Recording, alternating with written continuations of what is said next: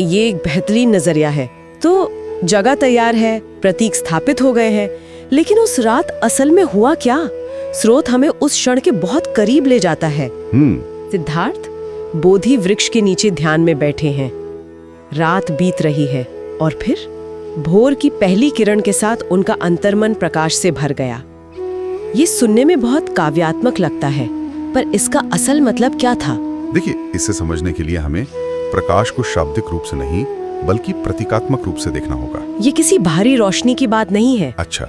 यह अंदर की स्पष्टता, परम ज्ञान की बात है। सालों से जिन सवालों के जवाब वे खोज रहे थे, वे अचानक उनके सामने शीशे की तरह साफ हो गए। स्रोत कहता है कि सिद्धार्थ ने सम्यक ज्ञान प्राप्त किया। सम्यक ज्ञान। सम्यक शब्द यहाँ बहुत महत्वपूर्ण है। इसका अर्थ है पूर्ण, सही, संतुलित।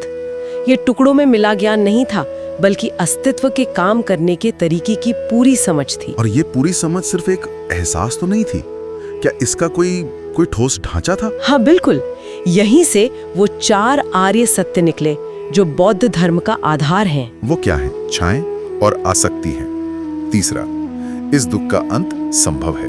और चौथा, उस अंत तक पहुंचने का एक मार्ग है। अच्छा। तो ये कोई रहस्यमय अनुभूति नहीं थी, ये तो समस्या और उसके समाधान का एक पूरा ब्लूप्रिंट था।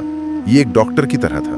बीमारी की पहचान, उसके कारण का पता लगाना, ये विश्वास दिलाना कि इलाज संभव है, और फिर इलाज का तरीका बताना। ये तो बहुत ही तार्किक और व्यवस्थित लगता है, लेकिन स्रोत एक और बात कहता है कि उन्हें वो शांति जिसे शब्दों में नहीं बांधा जा सकता मिली। मुझे ये बात हमेशा थोड़ी उलझन में डालती है। अगर ज्ञान इतना व्यवस्थित था, तो फिर उसे शब्दों में क्यों नहीं बांधा जा सकता? और अगर ये शब्दों से परे था, तो फिर बौद्ध धर्म में इतने ग्रंथ और सूत्र क्यों हैं? ये एक विरोधाभास नहीं है? ये एक शानदार सवाल है, और इसका जवाब ही इस ज्ञान की गहराई को बताता है। अनुभव और उसकी व्याख्या, ये 2 अलग अलग चीजें हैं।